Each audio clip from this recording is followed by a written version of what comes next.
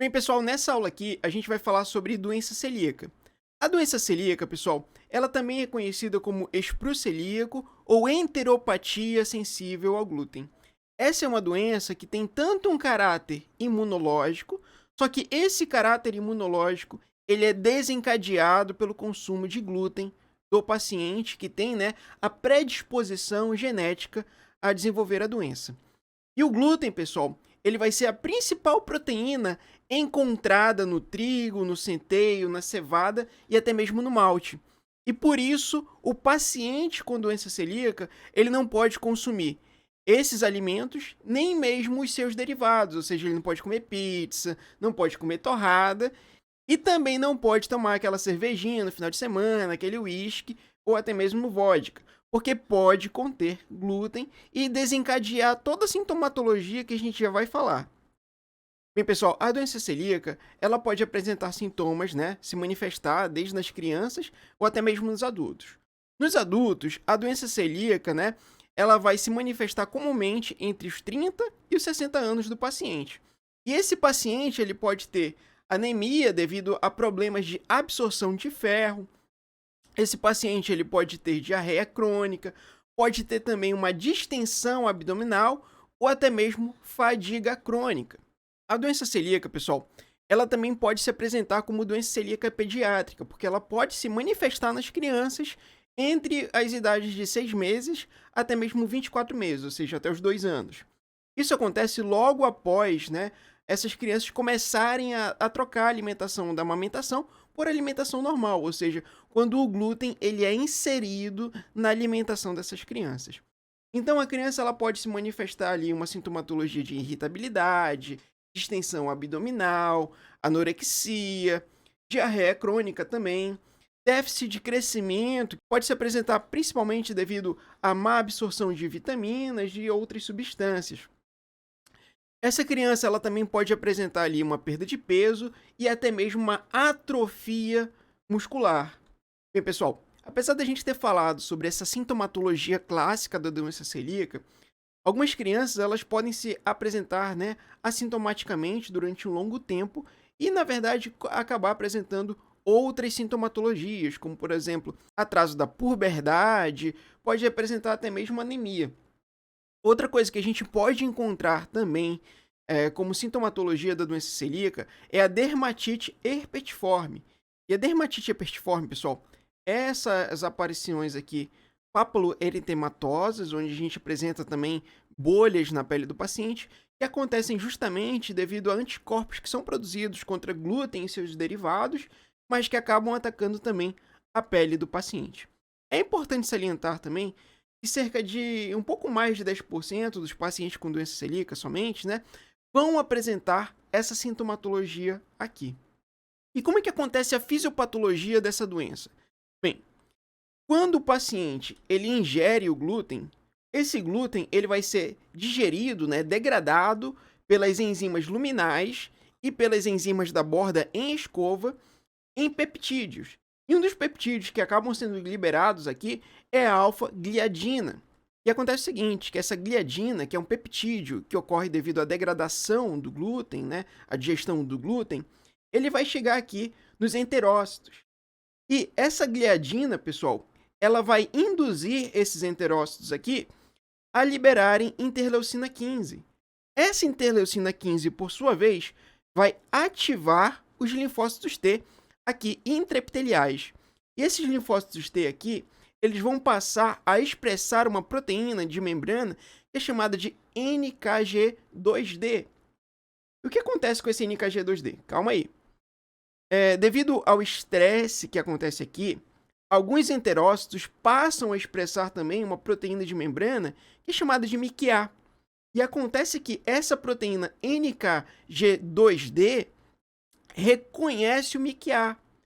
E acontece que quando esse linfócito reconhece essa MICA, ele induz esse enterócito a entrar em apoptose, a entrar em morte celular. Então acontece aqui um processo de morte de vários enterócitos durante esse processo. E acontece que, devido a essa alta taxa de morte, isso pode favorecer que a gliadina e outros peptídeos derivados entrem aqui na lâmina própria desse epitélio. E acontece que quando a gliadina entra na lâmina própria, ela vai encontrar uma enzima que é chamada de transglutaminase tecidual. E essa transglutaminase tecidual vai transformar a gliadina em gliacina desaminada. E qual é o problema disso? Essa gliacina desaminada aqui, ela vai ser reconhecida pelas células apresentadoras de antígenos que vão ali expressar essa proteína ou no HLA-DO2 ou HLA-DO8.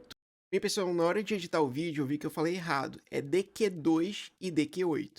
É importante salientar que nem todas as pessoas possuem esse HLA aqui. Só que acontece que todas as pessoas com doença celíaca vão ter esse HLA. Só que tem um outro porém. Nem todo mundo que tem esse HLA aqui tem doença celíaca. Porque esse HLA aqui tem somente menos de 50% de todas as mutações necessárias para o desenvolvimento da doença celíaca.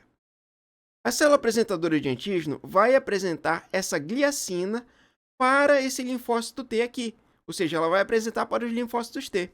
Os linfócitos T vão passar a expressar várias citocinas que vão aumentar ainda mais o processo inflamatório aqui nos enterócitos. Bem, e essa célula T aqui, pessoal, ela também vai ativar os linfócitos B, que por sua vez vão produzir anticorpos contra antigliadina, vão produzir anticorpos contra antiendomísio e vão produzir anticorpos aqui também contra a transglutaminase tecidual. Bem, pessoal, devido a esse processo inflamatório que a gente viu que acontece, o paciente ele vai ter perda das vilosidades. Professor, o que são essas vilosidades? São essas estruturas que vocês estão vendo aqui que aumentam a área de contato do alimento. Isso favorece a absorção de todos os nutrientes e vitaminas aqui. E como o paciente ele não tem isso aqui, pessoal, o paciente ele vai começar a absorver menos ferro, absorver menos cálcio, e por isso o paciente ele pode desenvolver ali uma anemia ferropriva, ele pode desenvolver ali uma osteoporose, não é comum, mas pode acontecer. Devido ao processo inflamatório, a gente também tem um aumento aqui de linfócitos intraepiteliais. Outra coisa que a gente consegue observar aqui, pessoal, é um aumento de mitose devido às perdas de enterócitos que a gente observou. Bem, pessoal, só que essa mitose aumentada aqui, ela não vai ser 100% benéfica, porque ela pode atrapalhar que os enterócitos absortivos se diferenciem por completo. E essa falta de diferenciação pode levar a uma ineficaz produção de proteínas digestivas e pode atrapalhar também o transporte transepitelial. Professor, e qual é o tratamento para a doença celíaca? Bem, pessoal, infelizmente, o único tratamento para a doença celíaca é uma dieta livre de glúten. Ou seja, o paciente com doença celíaca, ele não pode consumir pelo resto da vida dele trigo e derivados, né? Não pode comer nenhum derivado de trigo, de centeio, de cevada e de malte. E senão ele começa a ter ali aquela sintomatologia que a gente viu lá atrás. É importante falar também, pessoal, que esse tratamento ele deve começar o mais cedo possível, pois ele impede, que a doença celíaca cause complicações para o paciente, que vai desde ali de uma infertilidade feminina e até inclusive casos de câncer.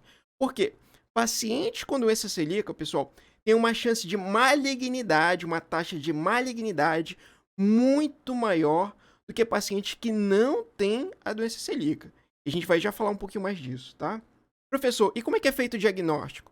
O diagnóstico, pessoal, os médicos iniciam ele fazendo testes não invasivos, como testes sorológicos. E aí ele busca, IgA contra transglutaminase intestinal e também ele busca ali IgA contra o antiendomísio. Só que existem alguns casos, pessoal, onde o paciente ele tem deficiência de IgA. Então, nesses casos, o médico acaba procurando ali IgG contra transglutaminase intestinal. Só que só o teste sorológico ele não vai confirmar para o médico que o paciente tem ali a doença celíaca. É interessante também fazer a biópsia.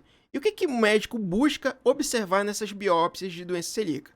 Ele busca observar justamente o que a gente já falou, uma atrofia das vilosidades hipertrofia das criptas e até mesmo o aumento de linfócitos intraepiteliais. E é importante falar também, pessoal, que pacientes que possuem ali ausência de HLA-DQ2 e HLA-DQ8, né, vão ter ali um alto valor preditivo negativo para a doença celíaca. Ou seja, pacientes que não possuem esses HLAs não têm a doença celíaca. Mas é claro, como eu já falei para vocês, né? A simples presença desse HLA aqui não vai indicar que o paciente tem, porque existem casos onde a pessoa tem esses HLAs, mas não possui a doença celíaca, tá? Então, basicamente, o diagnóstico ele vai ser feito com base na sintomatologia, nos testes sorológicos e na biópsia desses pacientes. É importante salientar também que se o paciente ele foi diagnosticado, fez o tratamento, mas um tempo depois ele volta a ter a sintomatologia, é importante começar a suspeitar ali de casos de câncer, porque, como falei para vocês, pacientes que têm doença celíaca têm uma taxa de malignidade muito maior. E quais são os tipos de câncer que a gente encontra mais frequentemente em pacientes que têm doença celíaca? Linfomas de células T e carcinoma do intestino delgado. Se você gostou dessa aula, pessoal, não esquece de deixar o seu like e se inscrever no canal. Você pode ir também lá no meu perfil no Instagram, que é patologia.fácil, e me seguir, porque lá eu vivo fazendo vídeos diários sobre doenças, diagnóstico de doenças e várias outras curiosidades relacionadas à patologia. Bem, muito obrigado e até a nossa próxima aula.